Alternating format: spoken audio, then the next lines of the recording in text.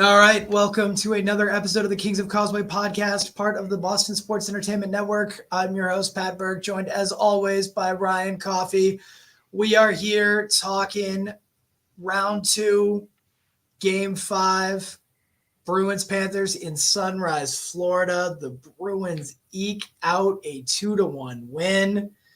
Coffee, how you feeling, bud? I'm feeling good. Another game where we took it to them without Brad Marchand. I feel like if it wasn't for the refs fucking us last game, I feel like we'd actually be in a really good spot right now. Maybe be having a different conversation. But loved everything they brought tonight. Lots of desperation.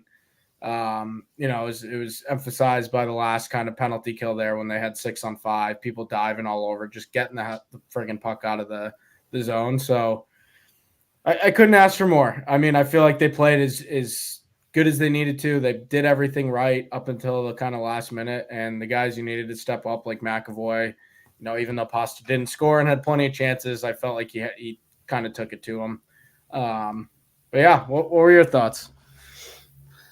First off, I want to just note that was a 6-on-5 man advantage for over 3 minutes. Paul Maurice, who it looks like he has the biggest old school chaw in his mouth at all times. When he opens his mouth, it's blackness in there. His teeth are stained yellower than our jerseys. I'm convinced it is a giant old school chaw that he is just chewing back I'm there. 95% sure it is, but Pulling the goalie with 3 minutes and I think 3 minutes and 5 or 3 minutes and 8 left. In the regular season, that is almost like Patrick Waugh territory of, oh my God, you're guaranteed to give up a goal. But in the playoffs, it's a different beast. Everybody is a little more cautious. You don't want to give up too many icings. The Bruins, quite frankly, can't afford to give up a whole lot of icings. We yet again suck in the faceoff dot, except for Johnny Beecher. That was some of the most stressful 3 minutes I've had in a long time. The agita is all up there. You've seen firsthand what that does to me. I am not feeling swell right now, but they made it through it despite. Well, yes, I think they played a desperate game. They played a sloppy game. They played a game that they spurned so many chances that I just thought the hockey gods were going to just say, you cannot blow that many chances and win a hockey game.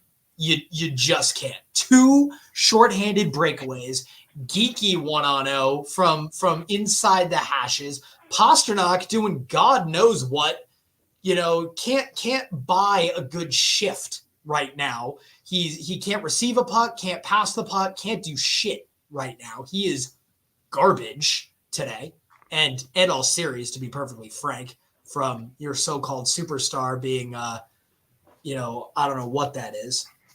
But at the end of the day,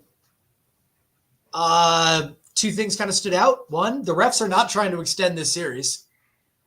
That I will eat crow on that one. I thought for sure that the fix was in for a game 7. No, turns out they just aren't watching the same hockey game everybody else is. No. Let's start there, because that was a theme from minute 0 all the way through the end. Are we not watching the same game as them? Yeah, I don't understand. The first hook and call on Charlie Coyle, nothing there to me. Like, arm was around him for a half a second, but no chance that was a hook. Absolute flop job. Then they get the Morgan Geeky, and you're sitting here thinking, here we go again, Pat. Fucking, they already got 2 power plays on bullshit. Oh, and to our surprise, what do they call? They call an embellishment, which was weird.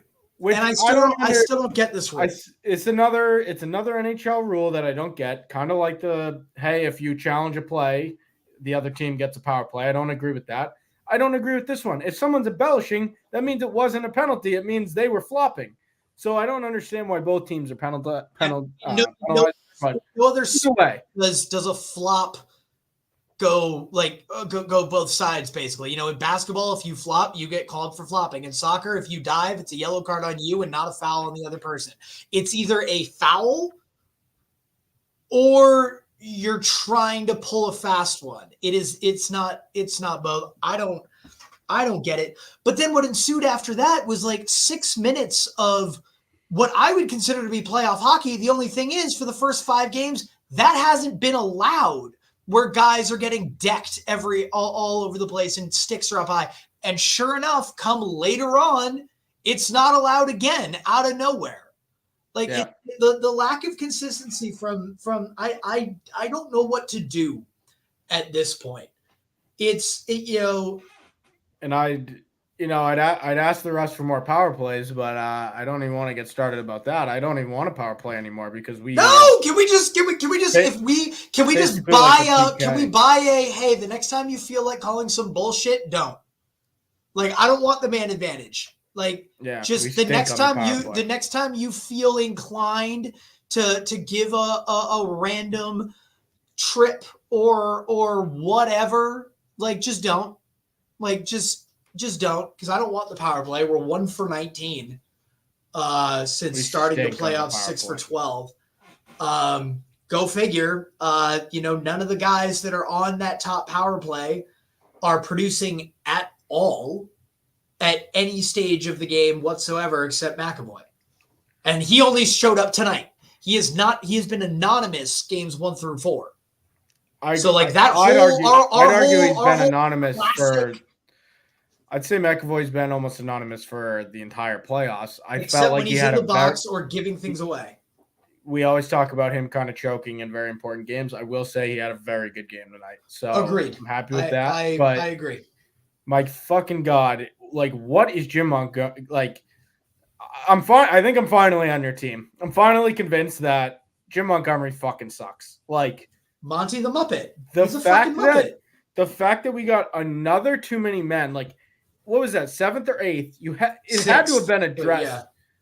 I thought we had 6 in the Toronto series, but anyway, it had to have been addressed at this point. It's obviously been something that's been brought up, and we're still doing it. Then our power play is atrocious, and they're not changing anything up. They're changing the players that go in and out of the but none of the tactics. Lines, but none of the tactics.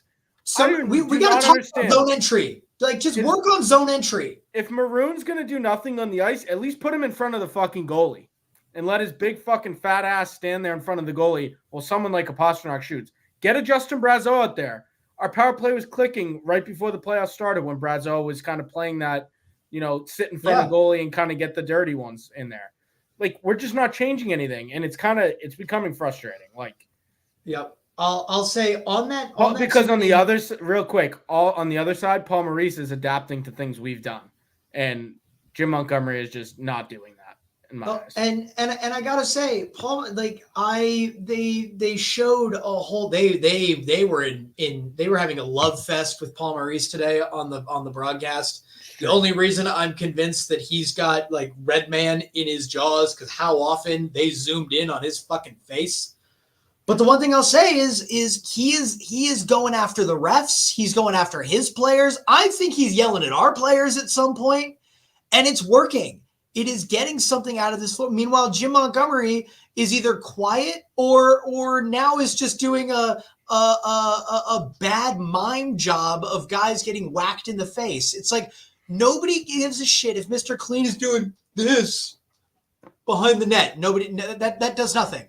You want to get somebody's attention? Call a ref over and scream in his face a little bit, and get his attention that way. But yeah, we know we are getting the short end of the stick, Paul. It is on you to aggressively push that narrative in the press to the refs wherever you can. Don't make a meme out of yourself doing this. Like that look. You look dumber than I thought you possibly could. Meanwhile, Paul Maurice looks like a guy from 1965 who's like 2 steps away from like pulling his suit off, taking the chaw out, putting a mouthpiece in, and getting on the ice his goddamn self because that's how bad he wants his players going. Yeah, 100%. 100%. I do want to point out before that too many men, which is egregious and needs to be talked about, how our guys are lazy on line changes. That whole thing started because Charlie Coyle tried to do river dance at the blue line and turn the puck over like a bum. The dude is a bum. We have not learned our lesson, apparently, on just get the fucking puck out against Florida and come back for another day, because like they feed off turnovers. If we just chip the puck out, whatever, live on for another day, make the next defensive play. But yeah, if that means we've got to wait for a perfect storm of scenarios to get 5-on-5 zone entry and get a shot, fine, live with it. Stop trying to deke through 9 people like you're Wayne fucking Gretzky, Charlie. You're not. You're a bum. And not only did he turn the puck over, then when the too many men happened, he was just skating, throwing his arms up. Like, it was everybody else's fault that everyone was like, oh, he's going to dump this in. Because that's what we can do against this team. They're stopping us at the blue line every single time. Dump it up. Nope. Charlie decided to try to go between the legs. Yeah. And Florida knows it. When we turn the puck over like that, the first thing they're doing is just sending it towards our bench. They're just sending it over there because somebody is instinctually going to put a stick on it. Like in that case, we had 2 D-men back. Lindholm could have pulled up and not done anything. But it's nature. Like your reflex is puck in front of my skates, put stick on puck or stick or body on man or whatever. Like, while that's frustrating that it was Lindholm that the penalty is essentially on, even though I'll say it's Montgomery or Coyle, like they know they get a turnover like that and see a change. They just chuck that puck over there and see what happens. Yeah, it's worked a lot. It's worked a lot, and I can't remember specifically, but I actually think to this point it hasn't bitten us in the ass. Could be wrong, but I think out of these 6 or 7, I feel like we've killed them all, which is shocking. I mean, that one game, it led to momentum that ended up in a goal, but like, imagine if we'd given up 3 or 4 goals on these 7 too many men. Luckily, I think it hasn't bitten us in the ass, but like, holy shit. The more the more you play around like that, the more you play stupid games, you get stupid prizes. That's for sure. Yeah, and we are dying. I mean, and we are dying to win a stupid prize out of that bag of tricks right there. It's one of those. I don't know if we watch game film in the pros anymore. It sure doesn't look like we do, because I'm sorry, if the boys were just to watch this game back, I'm sure there's got to be at least 15 things that like each player to a man almost could point to of like, I can do this differently. I will try to do this differently. I can do this differently. We will try to do this. And they're just not doing it. It's a broken record game after game after game, whether it's on the power play, whether it's 5-on-5, whatever it is. We're doing it's the exact same game. Like, we haven't played differently. The only difference between game 1 and this game was those 3 or 4 odd man or breakaway chances we had. We actually put in the net. Like, this could have been a 6-2 game or a 6-1 game or a 5-1 game. I will say that we definitely could have had. The problem is you have to put the puck in the playoffs. But I agree. I think we could have had 5 or 6 goals tonight. But it just goes to show what happens when you shoot the puck. But I'm saying we only had like 5 or 6 chances. This wasn't like, oh my God, we had 30 chances and only 2 of them went in. They were playing out of their mind. It's like, we biffed this game. We almost biffed this game away of our own accord. Agreed. I think other than the first 10 minutes where I'd say we were dominant, it wasn't like the recipe for like, this is a perfect game by no stretch. Like, we coughed up a lot of chances. We did not bury chances. We had stupid penalties. I mean, you going up and down the lineup. Other than the first 10 minutes of the game where I do think we dominated. Agreed. It was kind of a sloppy mess. I'm with you. It's but it just goes to show, it's like, just shoot the puck. Look what happens when you have 30 shots on goal. Swayman stands on his head and lets him 1, and we get 2. Like, that's all we need. Like, that's what I need to be stressing, is like, we can have a ceiling game, but we don't need to. We just have to be a little bit better than our floor. Unfortunately, we've been playing a lot of 4 games where we apparently can't score more than a goal. Yeah, and to your point, in that first 10 minutes when we were carrying the play physically, and I think we were showing ourselves as the desperate team. We were getting pucks on net first time. Guys, we were hitting tape on passes, and guys were in perfect positions to rip pucks on net and just see what happens. Second and third period, all of a sudden, and David Pastrnak was the biggest culprit of this.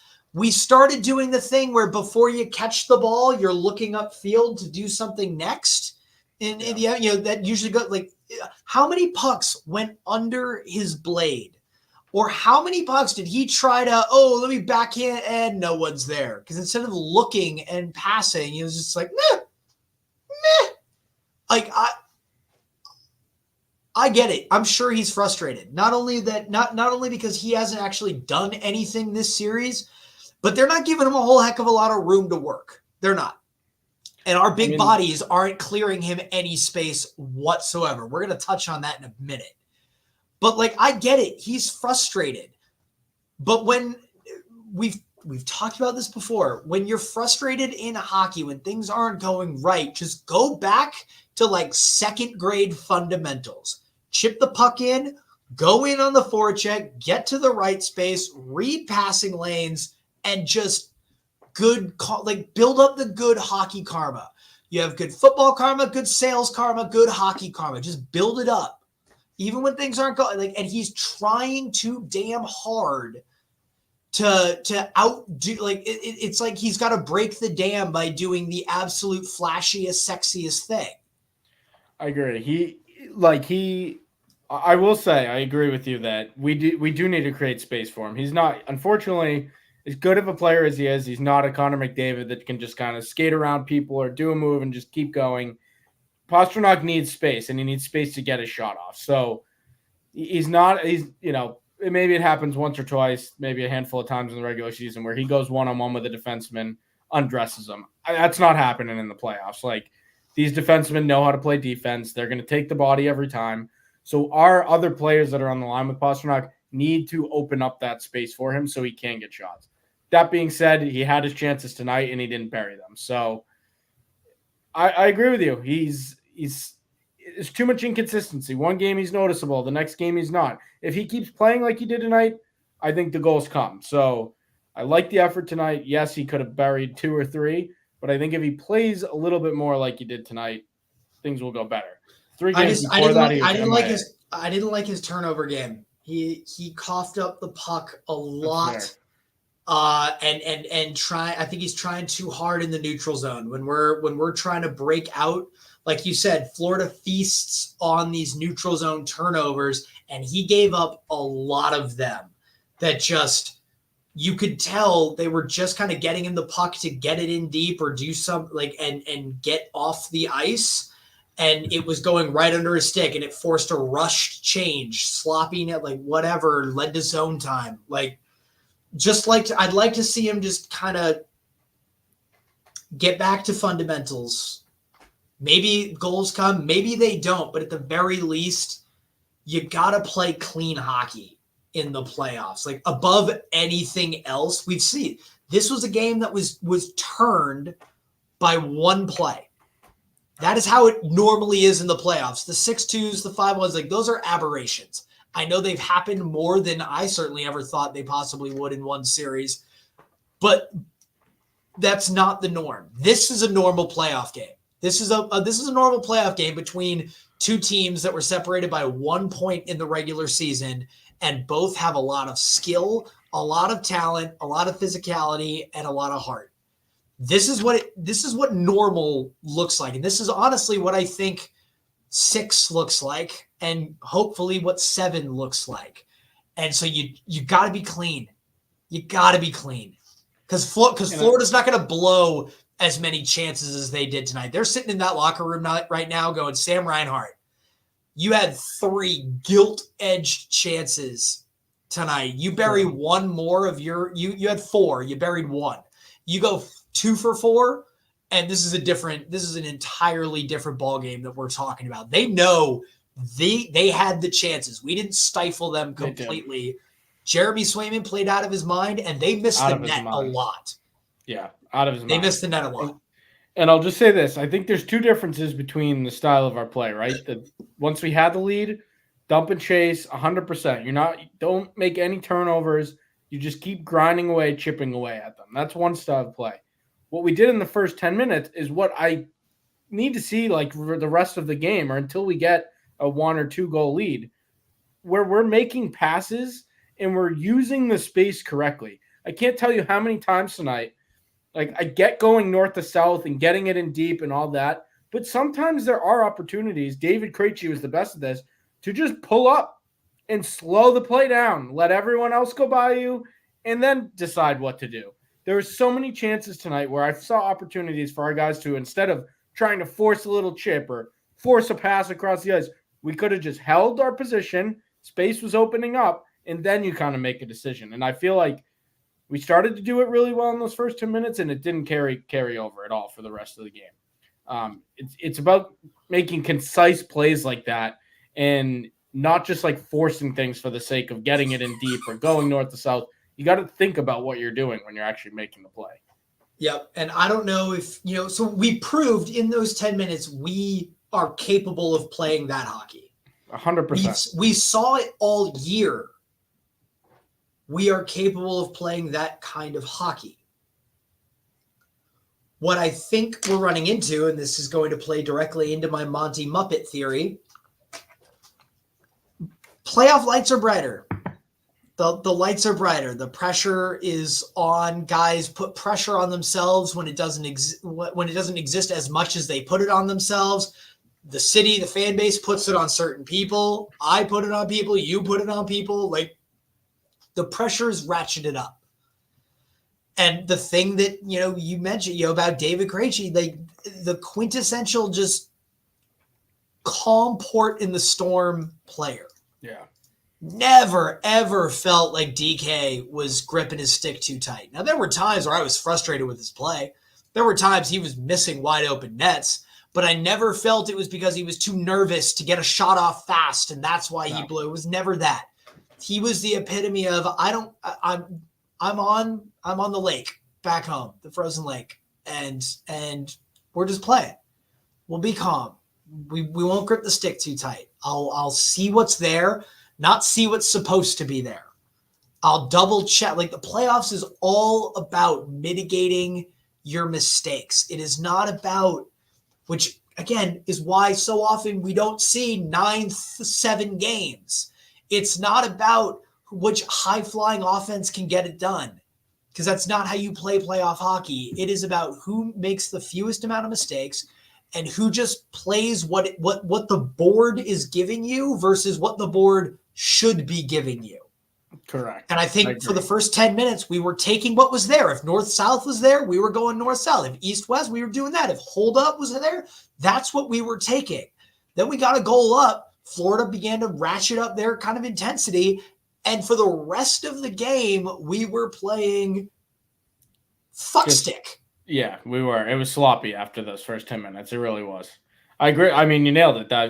That's exactly it. Like we need to play exactly, what's in front of us. Like we actually absolutely have to don't just take the play for the sake of taking it. Take an extra second to look up and make sure it's the right play. If you need to go around the boards to get it back to our D, if you chip it, like that's where DK was absolutely the greatest. Yeah, and I'll say this: I'll give him some love. There were a couple of times Jake DeBrusk, I thought for sure he was going to do one thing, and instead got his head up, circled the net, kept the puck instead of just shooting from a terrible angle and giving the puck momentum around the boards and up the other way.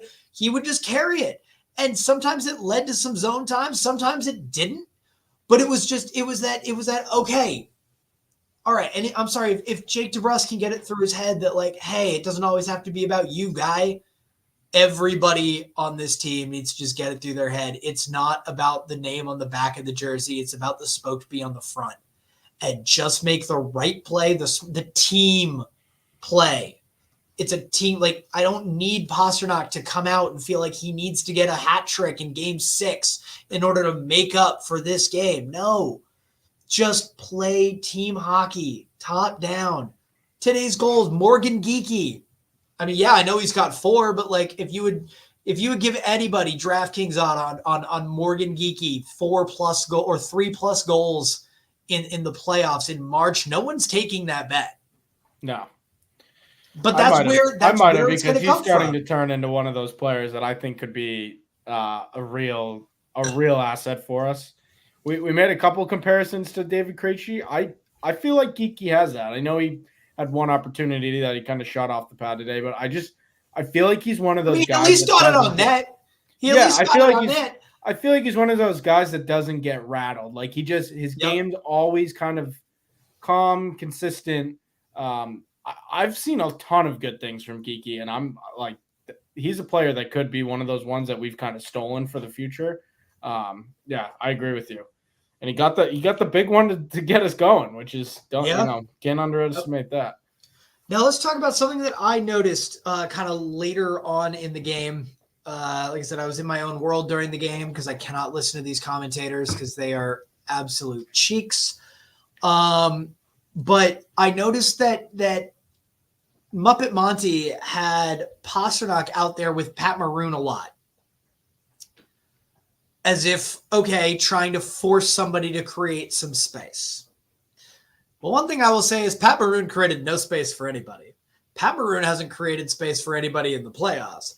Pat Maroon looks like a truck with a flat tire and the turning radius and speed of a glacier. Can we get him out of the lineup? Because if he's not going to hit anybody, why the fuck is he there? Pat Maroon's the sun and everyone else is just orbiting around him because he fucking literally is creating no space. People are just skating circles around his ass. It's so bad.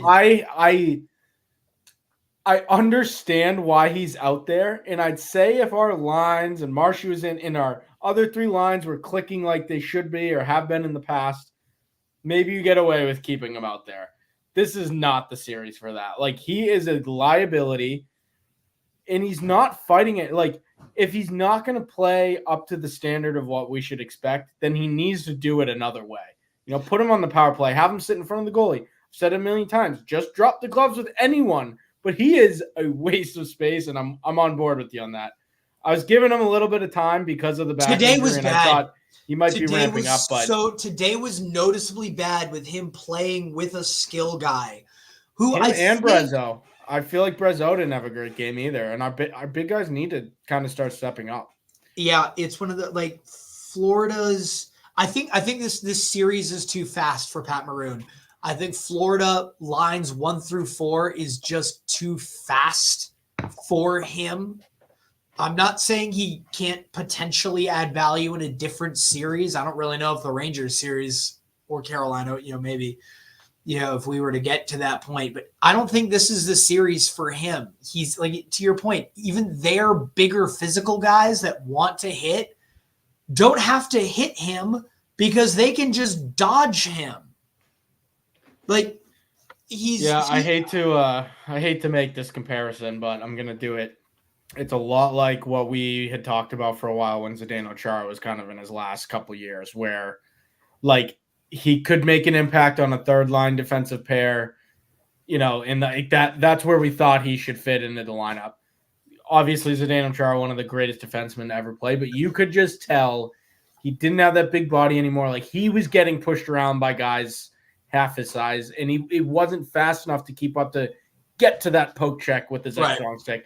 That's how I feel about Maroon right now. Is he's just like he's that one step short, and it's costing us because he's not really making an impact anymore.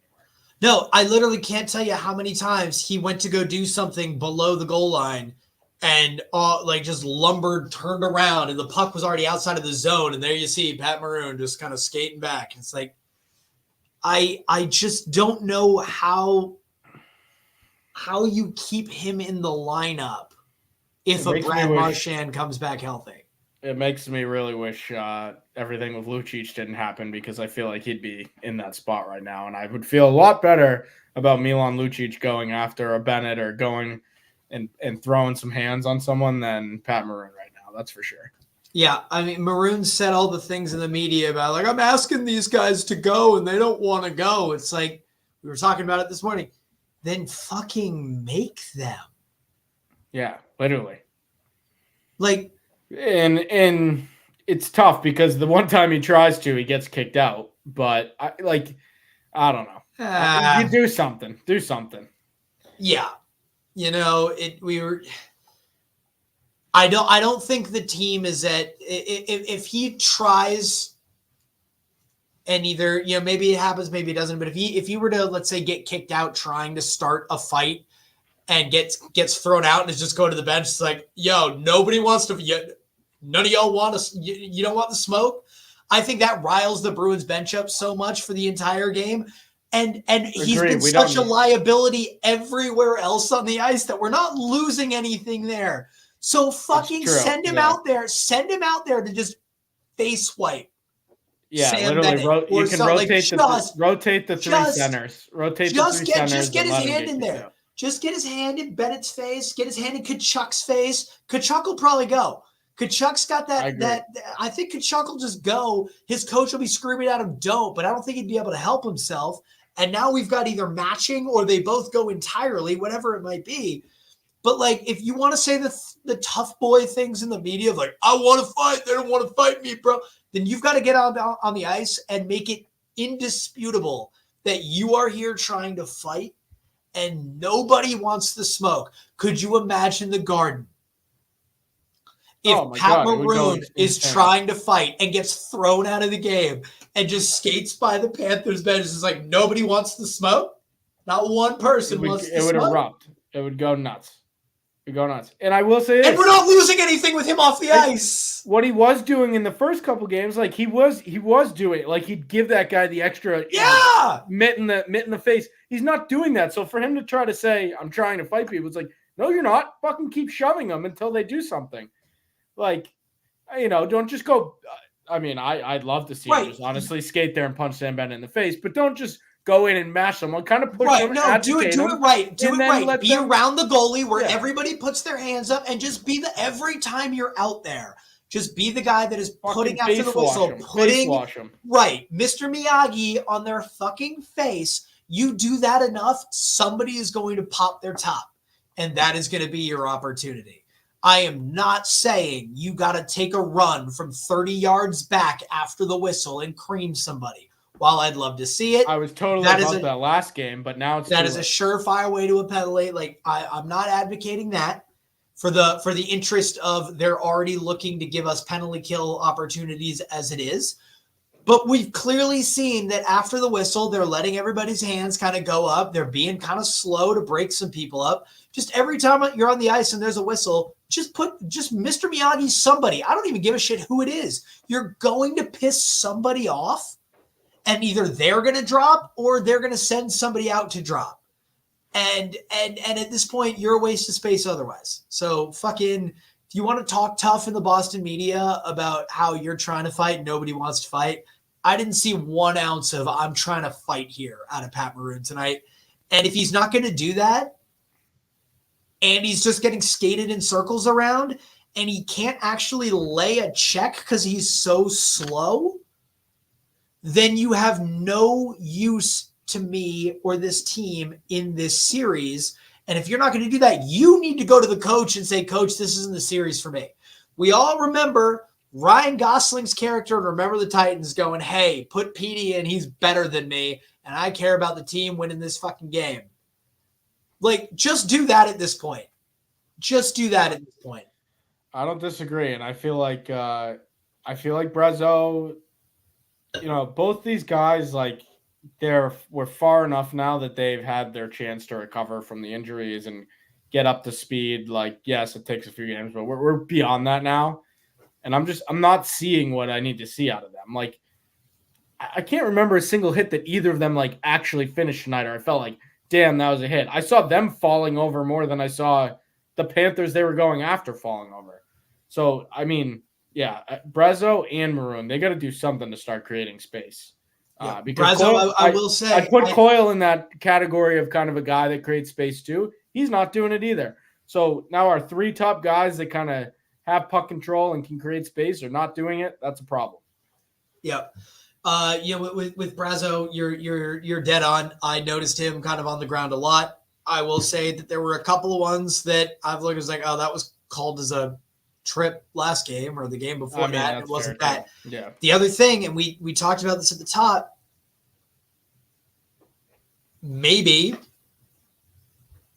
he needs to kind of get into a rhythm. I don't know, on the power play, put him in a place where he's skating, like throw him out there where he was killing it the second half of the season. Why is JVR still in there? Why is James Van Riemsdyk still in there? The dude, I only saw his name today when he was getting punked. I mean, what are we in the series? That's 1 for 8, another 0 for 2, 1 for 10, 0 for 2, 1 for 12. We're 1 for 12 in the series on the power play. And it took a David Pastrnak clapper one-timer from literally in the slot to beat the goalie. Other than that, like, something's got to change. I agree with you.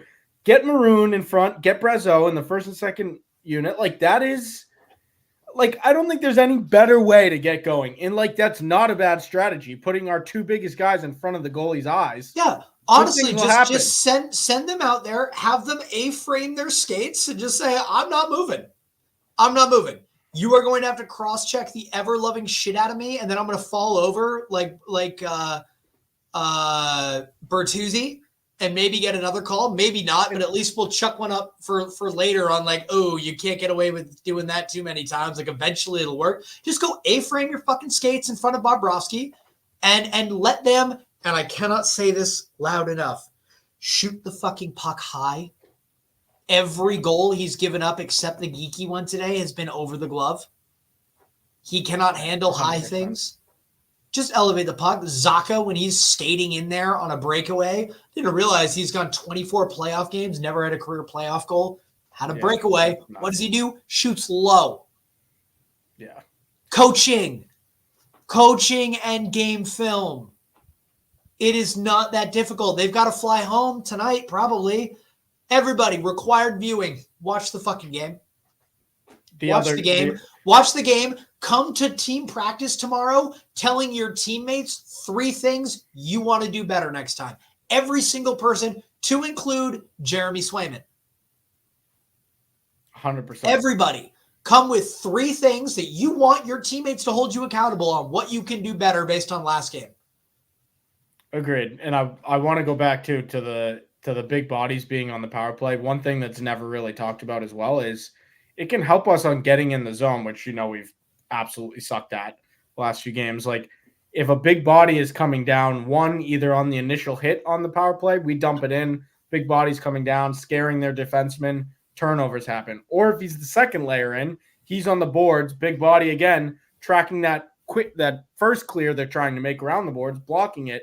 Like, that's what blows my mind with Montgomery is he's like not thinking about little things like that and how it can greatly impact the game. Instead, we're choking and turning it over at the blue line. We're trying to do the same thing. It's not even like if he was mixing things up all the time and just nothing was working, I'd still probably have some criticisms on like, how are you not getting anything right? But at least you could point to like, the man's cooking. He's trying. It's like he's burning it right now, but he's cooking. But no, it's the same thing for 2 series now. And I get it. We got off hot against Toronto. Cool. We were dog shit the 3 months before that. This is not a good power play. This is not like the league leading power play that you just need to keep doing the same thing and eventually puck luck will bounce. Like, we were terrible. And then we ran into some terrible goaltending and poor defense play and scored. But, like, that's over now. Bob's is playing like a Vezina finalist. Their defense are much bigger, physical, and better than Toronto's. It's time to mix things up. And you don't even have to go anywhere. Same game film they're already watching. Just watch how how Florida comes into the zone. Just watch what they're doing. Every time they come up there, I look down. I'm just like, when I pick my head up in 3 seconds, because I'm like, fuck. When I pick my head up, they're going to have established zone time. And what do you know? Established zone time. The other thing I will point out, when we are on the power play and in the zone, they are so aggressive and fast. getting out to our guys who are handling the puck and making them do something they don't want to do. Whereas our guys all clamshell around Jeremy Swayman. Yeah. And it's things that Florida does, the little things on their power play, like touch passes, right? They're in an umbrella. Hey, that goes to the D. The D just basically angles the stick so it goes to the other one quicker than catching it and releasing it over. Right. So things like catching it down low and immediately sending, turning your back and doing kind of a 360 and sending it across the crease so you know that someone's going to be there. It's like it's painful to watch our which almost burned us with less than 3 seconds to go. And it was that exact play. Catches it, turns right across. And if Jeremy Swayman doesn't make an absolute Marvel Comics hero save, we're in overtime. Yeah. And it probably doesn't go well. It's just the little things. It's shocking how well we've performed without our power play doing shit, to be honest. Like, obviously we haven't been getting a lot of them, but like we've also been awful. 1 for 12. Like, if we can get that up to 3, 4, like, think we would have already won a whole different series. It's a whole different series. It's nuts. It baffles me how they can be this bad on the power play at this time of the season. It's like, what the hell? I guess to your point, I guess maybe it's in their heads because the last 2 months of the regular season were brutal. Absolutely terrible. All right, let's put a pin in Game 5 because in 48 hours we have Game 6 back in Boston. I think 72 hours. Is it? Is it not? I think it's Friday night. Ooh, is it Friday? Hang on, let's double check. Let's yeah. get it right for the people. Friday, TBD game time. It is May 17th. That is Friday. Okay. On Friday, there will be Bruins hockey. It will be at the TD Garden. It will. I will be nowhere near that place because I'm bad luck. It will, I assume, be absolutely rocking. I'm sure there's going to be a lot of talk over the next 72 hours now. Thank you for correcting me. About not just what happened last year when the team was up 3-1, but what happened earlier this postseason when we ourselves were up 3-1 and what happened. And this is the literal playbook that Toronto kind of had. They were getting kind of outworked. They were getting bullied. Some players take some time off for reasons whatever. They go and they win one on the road that they probably didn't fully deserve to win, but won. Then they came home and won a game that they thoroughly did deserve to win and sent it to a Game 7 where literally it got to the most random thing in all of professional sports, and that is sudden death overtime in hockey. Because it literally could be, you could be dominating and one mental lapse gives the team that has been holding on by a thread a breakaway and it's all over. Like, it's the beauty and the horror of this sport that we love. So Game 6 in the Garden, I mean, the pressure's on Florida, in my opinion. Pressure's on Florida. Maybe we get Brad Marchand back. Maybe we don't. I don't know.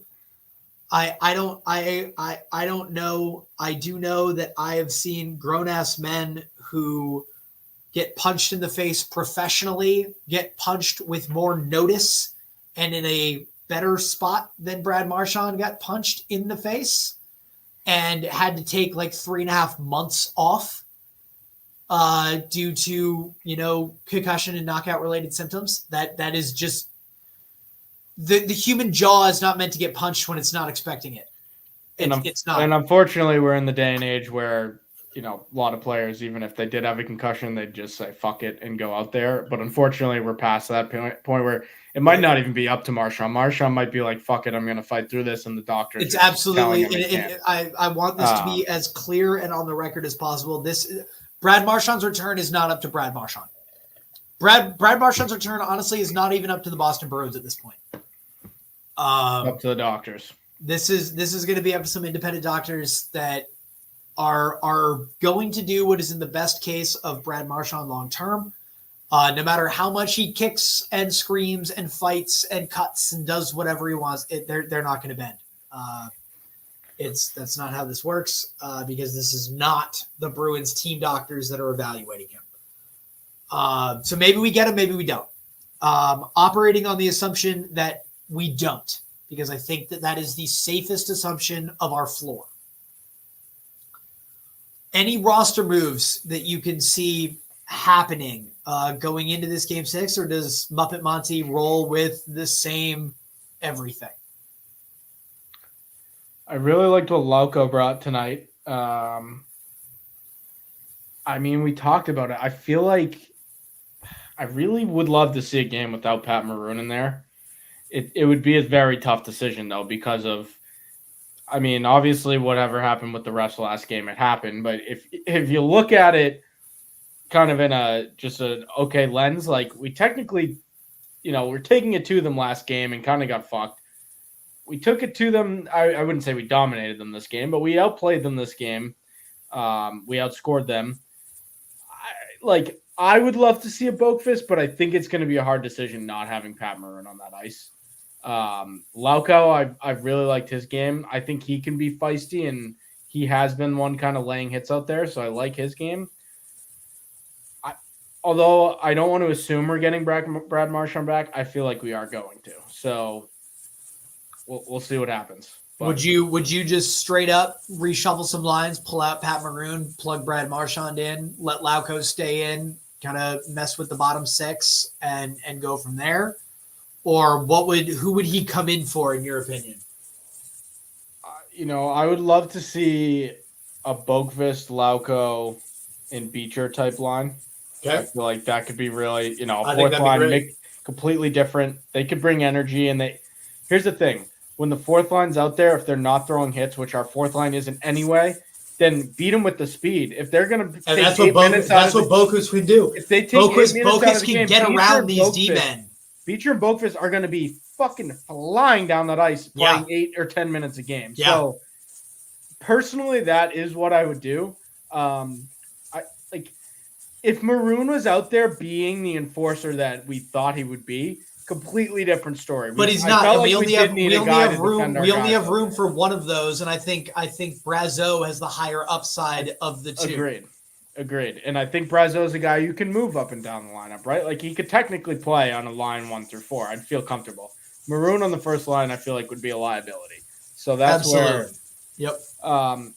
That's what I would change. I truthfully do think we get Brad Marchand back, but I don't want to make that assumption. Luckily, the 2 days of extra rest helps. They're going back to Boston. That helps. Yeah. So obviously he didn't travel, so he hasn't had to.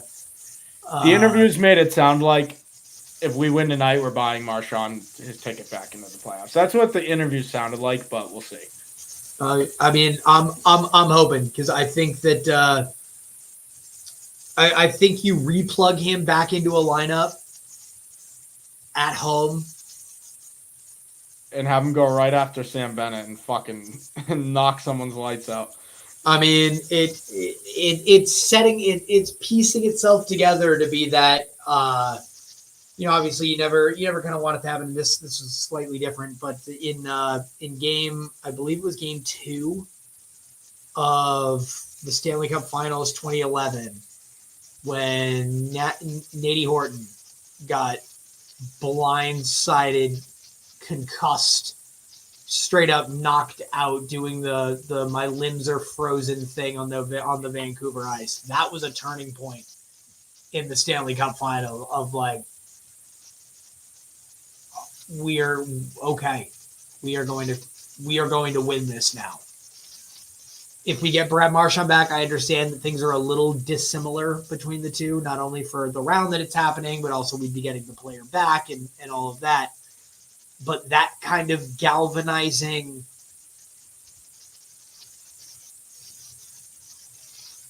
y'all tried to cheap shot him out. Well, now the Rat is back. And he's pissed. Yeah. And no one will And stand you up for Brad know, Marchand better than you Brad know Marchand. that there's no world that the NHL survives Brad Marchand then taking another questionable hit that doesn't immediately get called for something serious. Like just from a we are looking out for the safety of our players thing. Like the NHL made their ruling on the punch before that flipped angle kind of made it mainstream. We never really seen that. They had already made the decision. They can't go back under but now they better be damn careful about what they allow to happen to him going forward. So if there's he's being a pest and gets absolutely clobbered or a knee on knee or something like that, this might have been the hit that flips the Marchand narrative permanently in the eyes of the referee. Because you can't allow that that type of thing to happen. Like you almost got to err on the side of he gets the benefit of the doubt there because we really got that wrong before the public saw that other angle. And the more you watch the other angle, the more and more it's just. I've probably watched it 30 times at this point, and every time it gets worse to me. I mean, it's been called out by a few people, but the fact that he not only punched him, but you can clearly see he got him with the butt end of that stick. Yep. Right on the jaw. Like a joust. Yeah, right on the jaw. Like that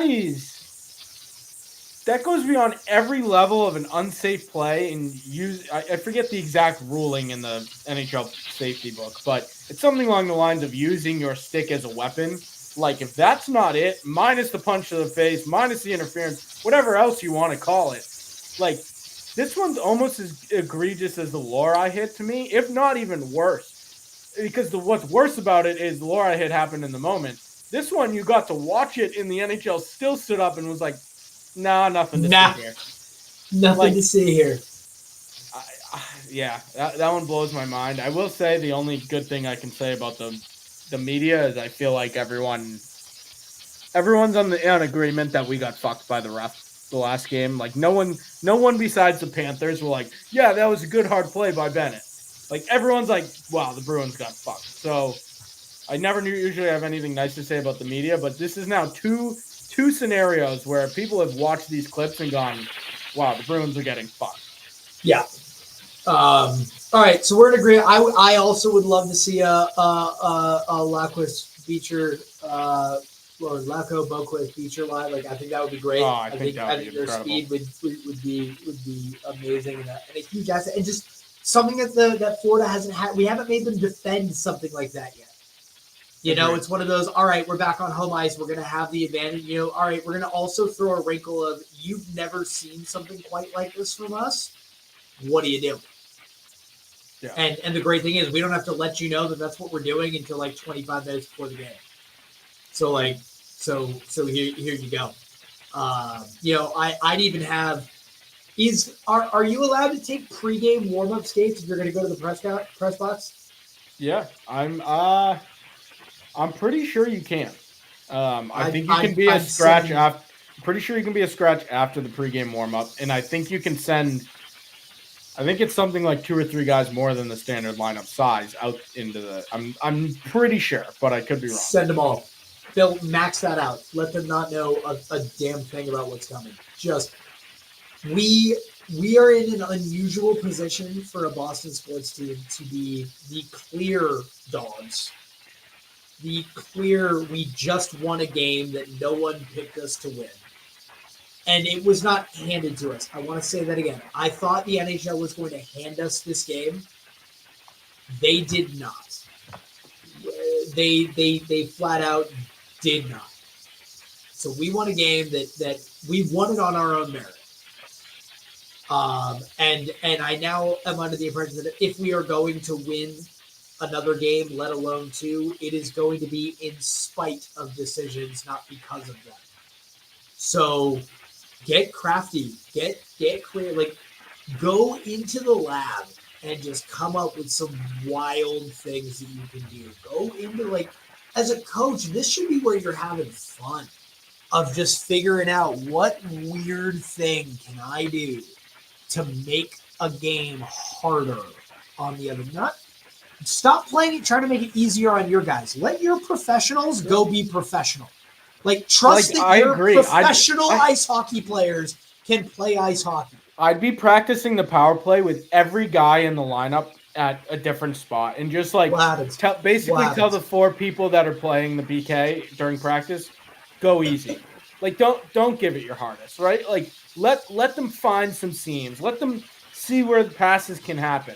Like, yeah, Florida's not going to come out lackadaisical, but it's like let that kind of develop. I agree with you. It's like let Maroon get in front of the net and let Pasta rip one by his ear. Like let that sort of stuff happen.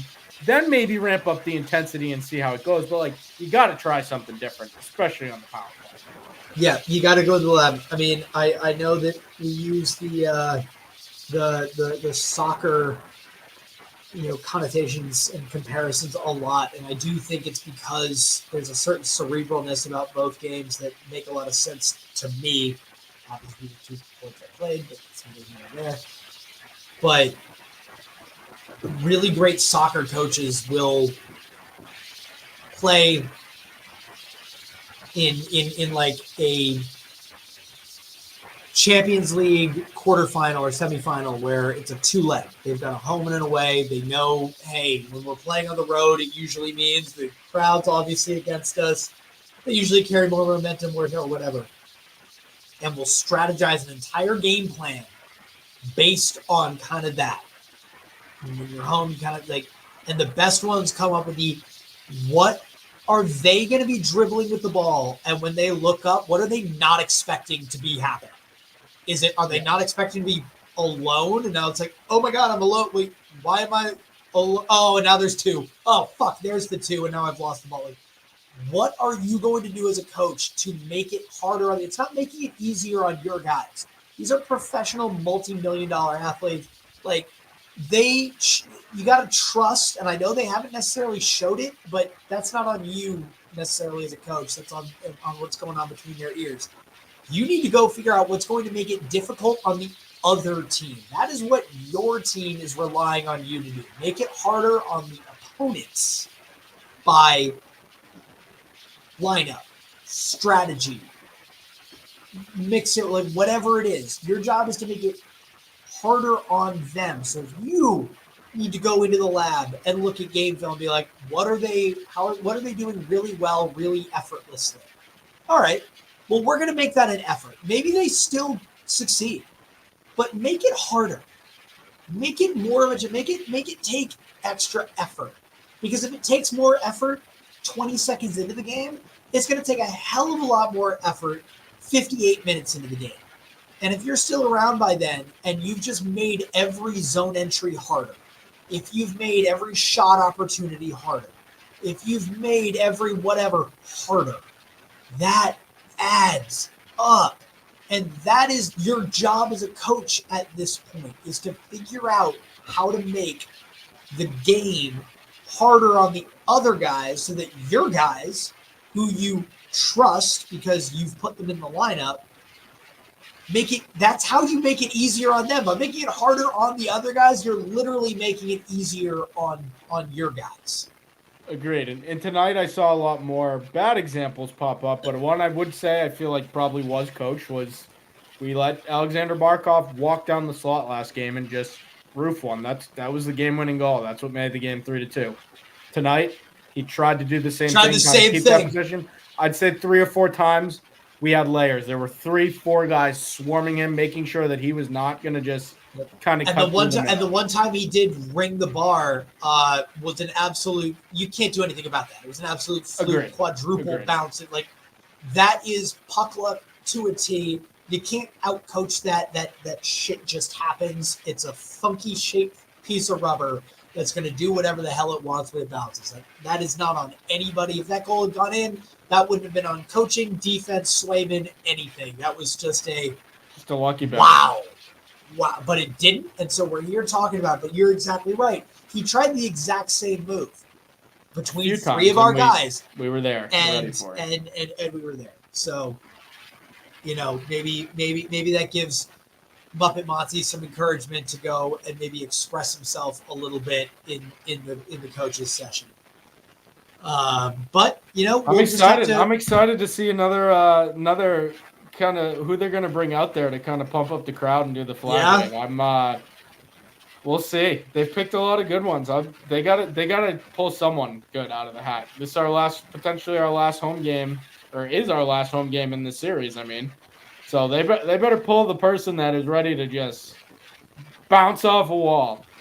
Whether it's I feel like it needs to be someone local to Boston, but like we've brought it up many times, I feel like Conor McGregor would be I don't know, man. wild. McGregor, you bring Brady back. You David Ortiz. David put Ortiz Big Poppy in the building. David Ortiz would be a crazy one. Give Big Poppy the mic in pregame. Like a Kevin Garnett. I feel like a Kevin Garnett could be up there. We need to just come out firing. Do what we did in the first 10 minutes of this game, except continue it for 90 minutes. Yep. And I think 60 minutes. Sorry. 60. Well, I mean, 90 minutes sometimes if you include some of the sometimes it feels like 90. I just get all right. Well, I don't know. I don't think there's a whole lot else to preview. We'll know a little bit more, as we get closer to game time. But hockey is so close to the vest that all it would be at this point is speculation. I think we've done enough of that. So, anything else you want to cover before we get out of here? I think that's it. We're like the GameStop of the Bruins over here, speculating a lot. All right, buddy. Well, great win. Love to see that the series is going back to Boston. The responsibility now comes back to the Garden crowd, who hopefully, in between now and then, will be celebrating a closeout of a series from the other Garden team wearing green and white. And hopefully that just energizes everybody even more to drag another team into the next round, or at least into a pivotal game 7 where anything can happen. Can we talk about our dream still alive too? There's a potential that there could be a game played in Dallas between the Bruins and the Dallas Stars. So let's keep the dream alive, baby. And Bruins Stars. If it happens, I'm flying out. There's a chance for Bruins Stars. There's a chance for Celtics Mavericks. This is nuts. We might just do the full sweep. When are the Bruins playing the Texas Rangers? I mean, the Red Sox playing the Texas Rangers. All right, buddy. Well, we'll connect throughout the course of the week. We'll be active on Twitter as we get ready for a pivotal game 6. Appreciate y'all tuning in to listen to some Muppets talk about game 5. Till Friday night, Ryan Coffey, good job by you, buddy. Good job by you, Pat.